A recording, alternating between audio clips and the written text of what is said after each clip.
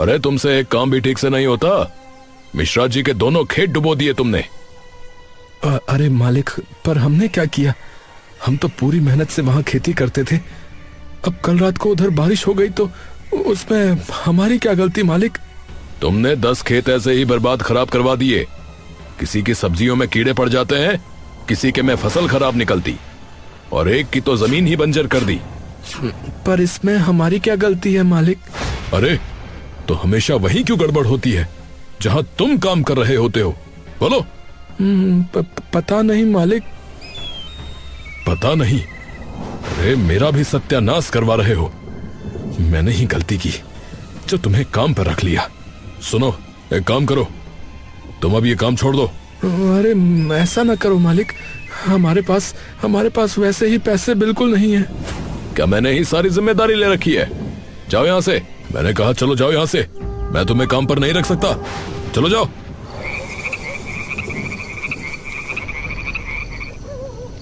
दोनों भाई कड़कती ठंड की शाम में वापस अपने छोटे से टूटे घर में लौट आते हैं।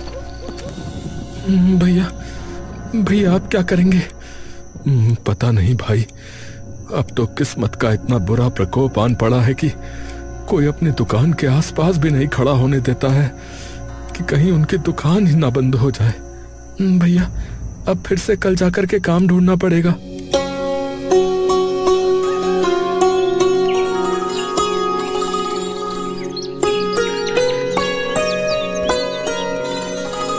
अगले दिन ही महेश और जितेश काम ढूंढने निकल जाते हैं। तभी उन्हें दिखता है कि पास में एक नया घर बन रहा है जहां पर एक ठेकेदार बैठा है। महेश और जितेश तुरंत उसके पास चले जाते हैं। मालिक नमस्कार। हाँ नमस्कार नमस्कार, बोलो। मालिक हम कुछ काम ढूंढ रहे थे, तो आपकी बड़ी कृपा होगी अगर कुछ आपके यहाँ काम मिल जाता तो। अच्छा तो ये बताओ, मजदूरी वगैरह कर लेते हो? मालिक हमने हर काम किया है, आप बिल्कुल चिंता ना करें, हम सब कर लेते हैं। चलो फिर, अभी बाकी मजदूर भी आने वाले होंगे कि तुम शुरू करो। ये जो ईंटें यहाँ पर रखी है ना, देख रहे हो, तो इनको जो है तोड़ना है। तो चलो तोड़ना शुरू करो फिर। अब जी मालिक, अभी शुरू करते हैं। हथौड़ी छेनी वगैरह कहाँ है? धन्यवाद आपका मालिक, धन्यवाद। महेश और जितेश जाकर काम करने लग जाते हैं। तभी एक मजदूर वहाँ आता है। अरे ओ लल्लन, अरे बाकी के मजदूर कहाँ है भैया? दिखाई नहीं दे रहे अभी तक। काफी टाइम हो गया, 9 बज गए। अरे मालिक, अरे पता नहीं मालिक एकदम से क्या हो लिया। ज्यादातर मजदूर एकदम से बीमार पड़ गया मालिक, एकदम से। और एक तो बता रहा है कि चोट लग गई उसके। अरे क्या बहानेबाजी कर रहे हैं ये सब के सब? अब सच्ची कह रहा हूँ मालिक, बिल्कुल एकदम सच्ची, माँ कसम। अरे एकदम से न जाने क्या मनहूसियत आ गई है। तभी लल्लन की नजर सामने काम करते जितेश और महेश पर पड़ती है। अरे मोरी मैया, अरे मालिक एक बात बताओ, आपने इन्हें काम पे रख लिया है क्या? हाँ काम पे रखा तो है, पर तू ऐसे क्यों चिल्ला रहा है भाई? क्या हो गया? महेश और जितेश डर से उसकी ओर देखते हैं। अरे मैं तभी कहूँ, ये अचानक इतनी परेशानी कैसे आ गई? आपने इन्हें जो काम पे रख लिया। हाँ अरे क्या हो गया भाई, क्या? अरे नहीं तो क्या मालिक, गांव में लोग इन्हें सबसे बदकिस्मत भाई मानते हैं। 12 खेतों में काम किया है और 12 के 12 खेतों का नुकसान करवा दिया है इन्होंने। और तो और, एक बार तो एक टपरी पे चाय पीने गए, अगले दिन वो टपरी बंद हो गई। बताओ। अरे तो उसमें हमारी क्या गलती? वो गैर कानूनी काम करता था, चाय बेचने के बहाने, इसीलिए छापा पड़ा था।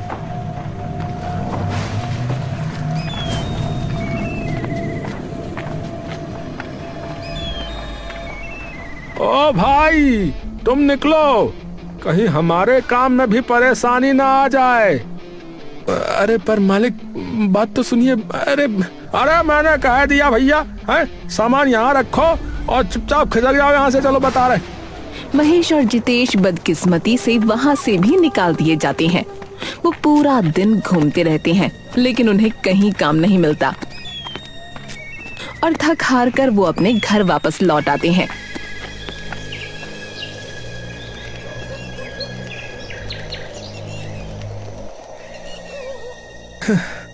इतने पैसे तक नहीं है कि नया कंबल खरीद सके। अरे भाई, अब तो इन्हीं फटे पुराने कंबलों से खुद को ढकना होगा रे। महेश और जितेश उन कंबलों को ओढ़कर सो जाते हैं लेकिन थोड़ी ही देर बाद वहां एक भयंकर तूफान आ जाता है जिसकी आवाज से दोनों भाइयों की नींद खुल जाती है। अरे भैया भैया, ये क्या हो रहा है? इतनी तेज हवा और इतनी ठंड लग रही है। अरे शायद तूफान आया है रे बाहर। तभी उन्हें दिखता है कि घर की छत पर आई दरार और बढ़ जाती है और तभी छत का एक टुकड़ा टूटकर नीचे गिर पड़ता है। अरे छोटे निकल यहाँ से। अरे ये तो पूरी छत ढहने वाली है। और एक काम कर, अपने साथ कंबल ले ले भाई। दोनों भाई अपने कंबल लेकर बाहर निकल जाते हैं। जैसे ही वो दोनों घर के बाहर निकलते हैं, पूरी की पूरी छत धड़ाम से नीचे गिर पड़ती है, जिसे देख दोनों भाई कांप उठते हैं। हे भगवान, बाल बाल बचे। अरे बच तो गए हैं, पर अब इतनी ठंड में जाएंगे कहाँ? मेरे तो हाथ ही जम रहे हैं रे ठंड से। अरे थोड़ी देर भी अगर यहाँ रहे तो ठंड से यहीं जम जाएंगे, बता रहा हूँ। भैया एक काम करते हैं ना, फिलहाल के लिए जंगल में चले जाते हैं, वहीं आग वाग जला के बैठ जाएंगे और क्या। और कंबल तो है फिर हमारे पास। जंगल, हाँ सही कहा। चल जल्दी भाग। जितेश और महेश अब जंगल में चले जाते हैं और आग जलाने की जगह ढूंढ ही रहे होते हैं, लेकिन तूफान अब भी रुकने का नाम नहीं ले रहा होता है। भैया आपने देखा, सिर्फ हमारे ही घर की छत टूटी, बाकी सब गांव वालों की छत ठीक ठाक रही। शायद हम दोनों सच में बदकिस्मत हैं भैया। अरे चुप रहे पगले, अरे ऐसा कुछ नहीं है रे। छत में तो पहले से ही कई दरारें आ रखी थी और हमारे पास उसको पक्का कराने के पैसे ही कहाँ थे रे। वो भी तो बदकिस्मती ही हुई ना भैया। अरे चुप हो जा। बापू क्या कहते थे, याद नहीं है तुझे? हैं? क्या कहते थे वो कि किस्मत के भरोसे कभी नहीं बैठते हैं। हाँ, क्या पता किस्मत तुम्हारे भरोसे बैठी हो। हमारा काम बस कर्म करना है। सुना नहीं गीता में भगवान कृष्ण ने क्या कहा था? है? फल देने वाले भगवान हैं, वो सब देख रहे हैं और आज नहीं तो कल हमें हमारी मेहनत का फल जरूर मिलेगा। देख लेना भाई। दोनों भाई आगे बढ़ने लगते हैं। तभी उन्हें दिखता है सामने एक पेड़ के पास एक बूढ़ी औरत पड़ी हुई है। अरे कोई तो मदद करो, कोई मदद करो। अरे हे भगवान, अरे ये अम्मा इतनी ठंड में यहाँ क्या कर रही हैं भाई? दोनों भाई दौड़ते हुए उसकी तरफ जाते हैं।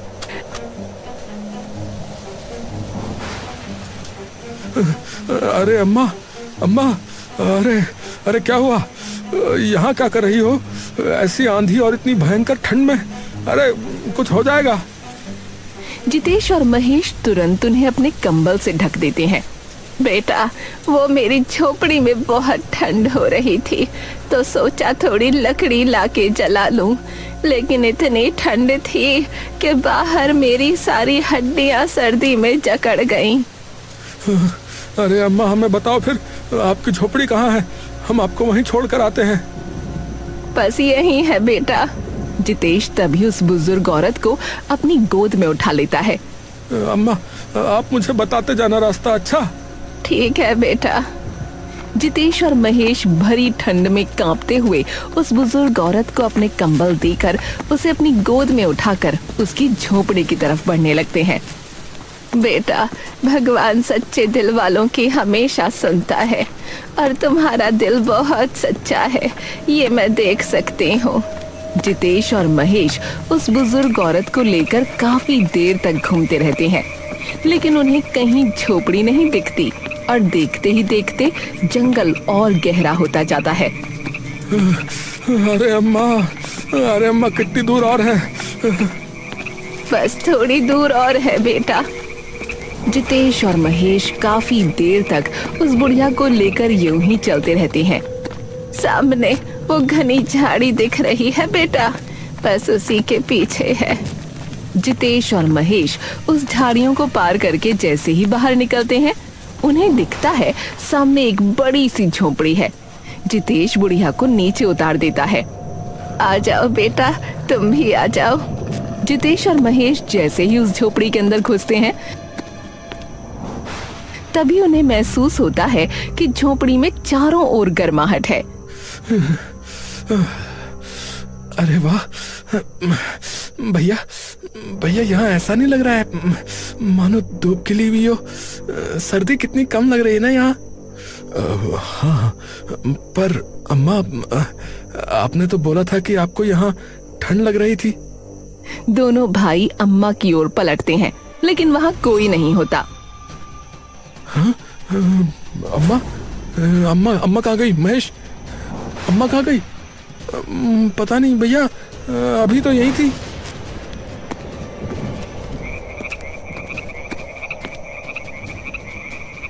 दोनों भाई बाहर निकलकर देखते हैं, लेकिन आसपास बस अंधेरा होता है। हाँ, कहाँ गई अम्मा? तभी उनके सिर के ऊपर से चांद की रोशनी में एक सफेद कबूतर उड़ता जाता है। जिसका मन पूरी तरह से सच्चा है, उसका बसेरा इस जगह पर पक्का है। क्या था ये? अरे अम्मा ने भी तो यही कहा था ना कि हमारा मन सच्चा है। दोनों भाई वापस उस घर के अंदर चले जाते हैं।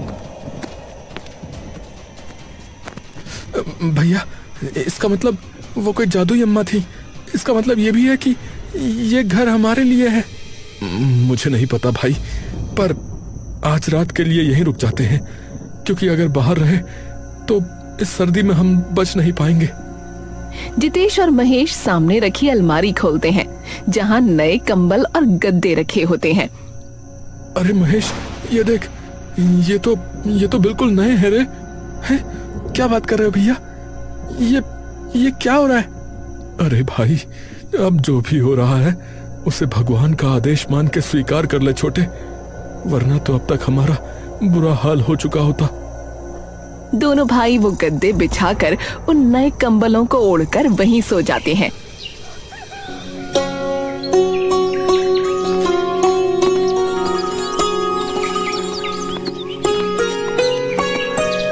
दोनों भाई अगली सुबह उठकर बाहर निकलते हैं तो उन्हें दिखता है कि सामने एक बड़ा सा खाली खेत है। ये क्या है? और आपने ये खेत देखा? हाँ भाई, ये खेत है किसका? लेकिन महेश और जितेश जाकर उस खेत की मिट्टी छू कर देखते हैं। अरे भैया, जरा देखिए तो, इस खेत की मिट्टी भी कितनी उपजाऊ लगती है। अरे महेश, अपने जीवन में ना कभी इस खेत को देखा और ना ही कभी कुछ सुना ही इस खेत के बारे में कभी। तभी एक कौवा उड़ते हुए उनके सर के ऊपर से चिल्लाता हुआ आ जाता है। मेहनती इंसान को गिर के उठना दोबारा है, और तुम ये कई बार कर चुके हो, इसलिए सब कुछ तुम्हारा है। हाँ? अरे पहले सफेद कबूतर, फिर ये कौवा, ये पक्षी बोल कैसे पा रहे हैं? ये तो कोई जादुई जगह लगती है भाई। पर ये हमारे अलावा किसी और को क्यों नहीं दिखी? भैया, आपने ही तो कहा था कल कि ऊपर वाला सब देख रहा है, और आज नहीं तो कल हमें हमारी मेहनत का फल अवश्य मिलेगा। तो क्या पता यही हमारा फल हो भैया। जितेश कुछ देर के लिए चुपचाप उस खेत की तरफ देखता रहता है। यह शायद हमारे स्वर्गवासी माता पिता का आशीर्वाद हो। दोनों भाई एक दूसरे की तरफ देखकर मुस्कुराने लगते हैं। अरे भैया, हम अब इतने बड़े खेत को जोतेंगे कैसे? अरे वाह, हाथ में खेत आते ही मेहनत भूल गया। अरे भगवान ने सिर्फ मौका दिया है छोटे, पर इस मौके का फायदा हमें अपनी मेहनत से उठाना पड़ेगा ना। सही कहा भैया, बिल्कुल सही कहा।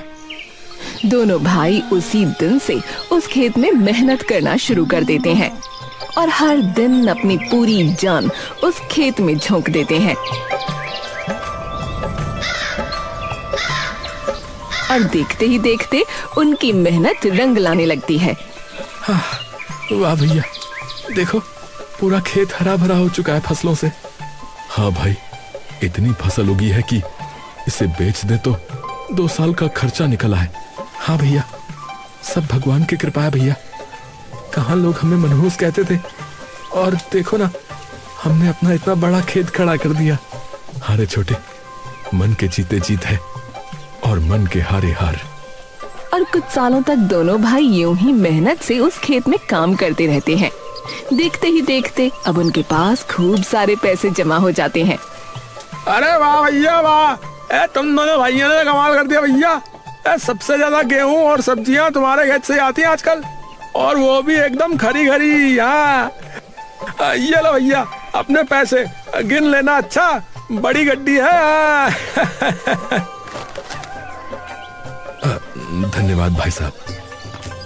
जितेश और महेश अपने पैसे लेकर वापस चले जाते हैं।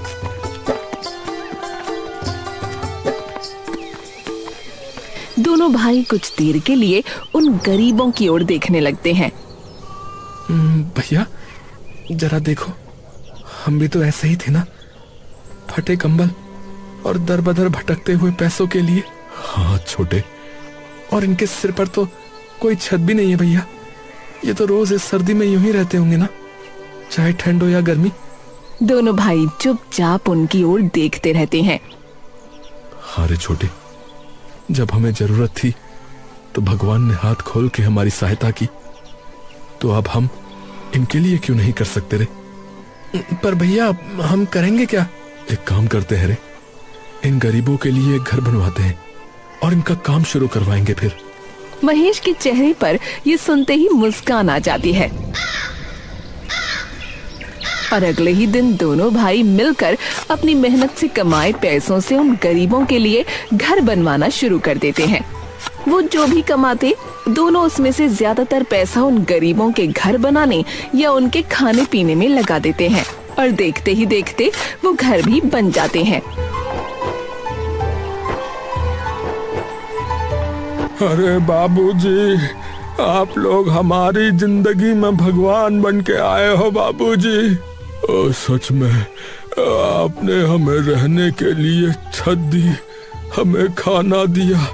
अरे भगवान का बहुत बहुत धन्यवाद, आपका बहुत बहुत धन्यवाद। अरे हमने रहने के लिए छत दे दी, लेकिन अब अपनी किस्मत का मालिक आपको खुद बनना होगा और मेहनत करनी होगी, वरना आपके खाली पेट को हमेशा तो कोई और नहीं भरेगा ना।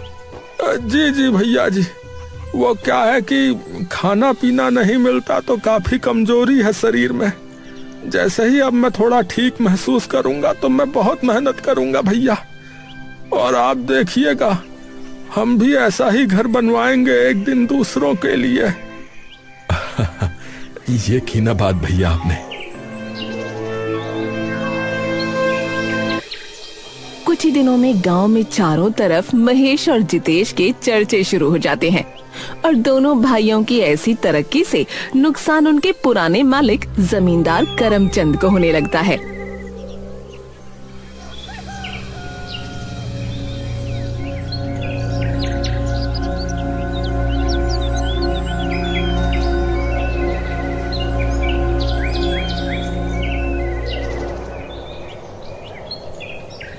मालिक माफ कीजिएगा, अब हम आपके यहाँ काम नहीं कर पाएंगे। काम नहीं कर पाएंगे? क्यों भाई क्यों, ऐसा क्या हो गया? अब तो मालिक हम महेश और जितेश बाबू के पास ही जाएंगे। वो हम मजदूरों को हमारे हक का पूरा पैसा देते हैं, लेकिन आप तो एक दिन ना आओ तो उसका दुगना पैसा काट लेते हैं। और क्या? अरे तो क्या सिर पे बैठा लो तुम्हें, हैं? बस इसीलिए तो नहीं आ सकते अब आपके यहाँ, ऊपर से समय पे पैसे भी नहीं देते। और इतना कहकर वो दोनों मजदूर वहाँ से चले जाते हैं। इन दोनों भाइयों ने तो मेरा सारा काम चौपट कर दिया है, देखना पड़ेगा इन्हें। तभी करमचंद के दिमाग में एक तरकीब आती है। मेरे अलावा भी तो और कई लोग होंगे जिनके धंधे इन्होंने चौपट करवा रखे हैं। एक काम करता हूं, बाकियों को बुलाता हूं आज शाम को पूछने।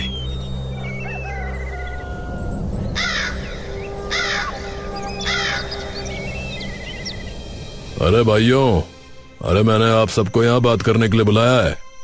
अरे उन दोनों भाइयों के बारे में। अरे भाई पूछो मत कि मंडी में सब्जी वालों ने हमसे सब्जी लेना बंद कर दिया है। अरे भाई, उन्होंने वहाँ गरीब की परचून की दुकान खुलवा दी, बताओ हैं? और उसके चक्कर में मेरी ग्राहकी कम हो गई, बताओ। अरे भैया, आपने ये सब राम कहानी सुनाना कम करो। ये बताओ कि इन दोनों भाइयों का आप करना क्या है? अरे इनका जो सबसे बड़ा खेत है या जिसके बारे में सब बात करते रहते हैं, मैं तो कहता हूँ वहां चल के देखते हैं एक बार कि वहां ऐसा क्या उगा रहे हैं लोग जो डेली इनका माल बाजार में आता है।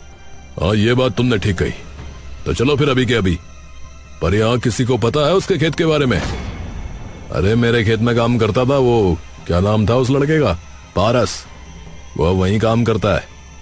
तो एक काम करते हैं, उससे चल के पूछते हैं, उसे पता होगा। सब लोग तुरंत पारस के घर चले जाते हैं।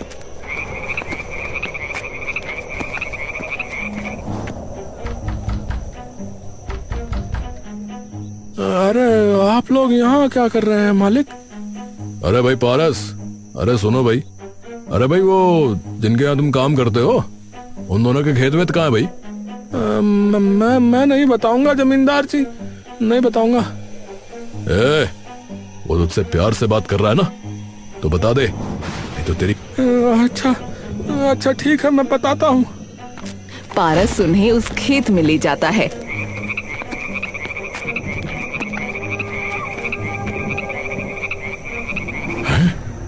अरे बाप रे, ये इतना बड़ा खेत कहाँ से आया? अरे पता नहीं भैया। अरे मालिक, काम तो करेंगे ही, यहाँ हमारी इज्जत जो होती है। उन्होंने पता नहीं कितने गरीबों को घर दिया है, कितनों के काम शुरू करवाए हैं, गांव के कितने ही लड़कों और लड़कियों को पढ़ाया है। जाओ तुम यहाँ से। पारस वहाँ से चला जाता है। ए भाई, हमने तो कभी सुना भी नहीं था कि यहाँ कोई खेत भी है, और ये तो इतने गरीब थे। ए भैया, तो फिर इन्होंने इतनी बड़ी जमीन खरीदी कैसे? है भाई, कोई लॉटरी वॉटरी लग गई क्या इनकी? अरे क्या पता, खरीदी ना हो।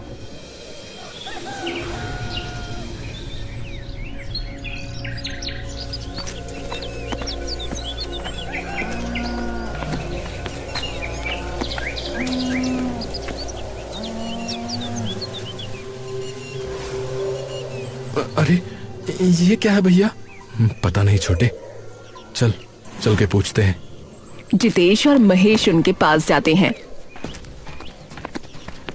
अरे आप लोग हमारे खेत में क्या कर रहे हो? तुम्हारा खेत? अबे तुम्हारा खेत कब से है ये तो मेरा खेत है। क्या? ये क्या बकवास है?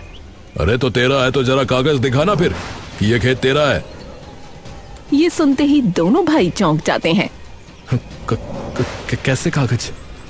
अरे इस जमीन के कागज, जिससे ये साबित होता हो कि ये जमीन तुम्हारी है। नहीं, ऐसे तो कोई कागज नहीं है। तो फिर ये जमीन तुम्हारी कैसे हुई भाई? अरे पर हम पिछले 5 सालों से यही खेती करते आ रहे हैं। तो मतलब पिछले 5 सालों से गैर कानूनी तरीके से यहाँ काम कर रहे हो?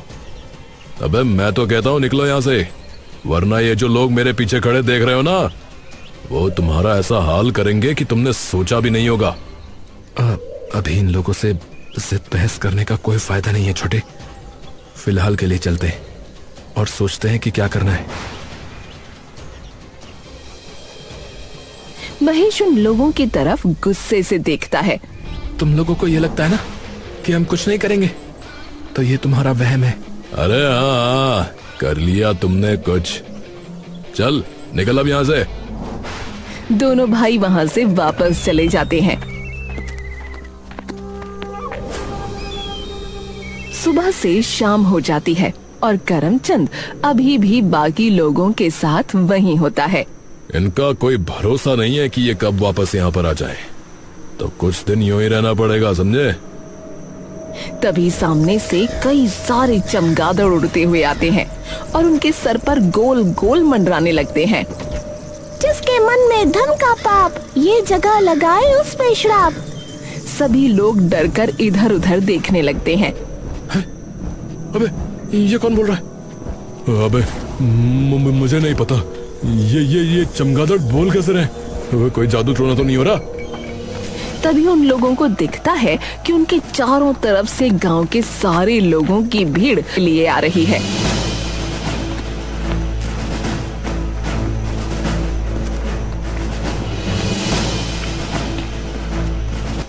ए भाई कौन है भाई ये?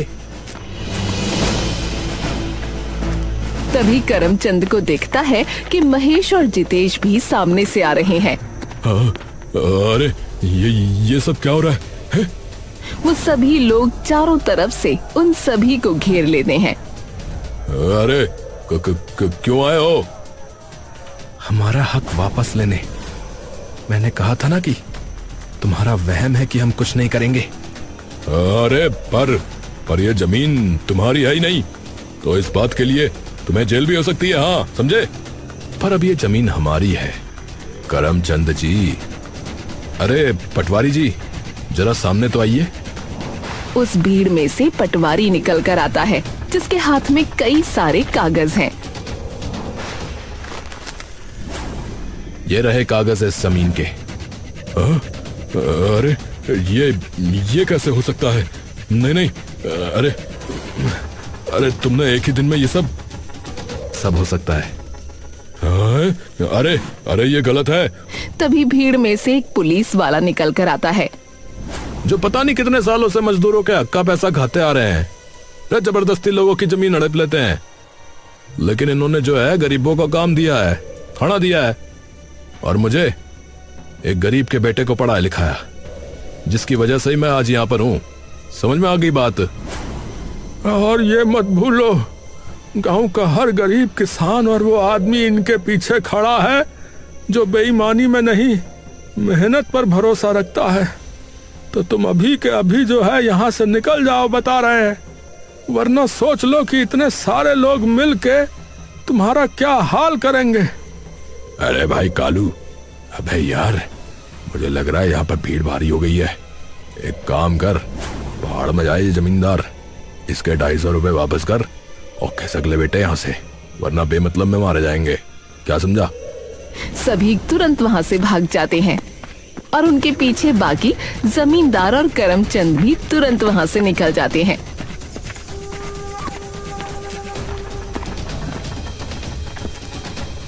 अरे आप लोग हमारे कर्ता धर्ता हैं, हमारे संकट मोचक हैं, तो एक बार फिर से आपका बहुत बहुत धन्यवाद भैया।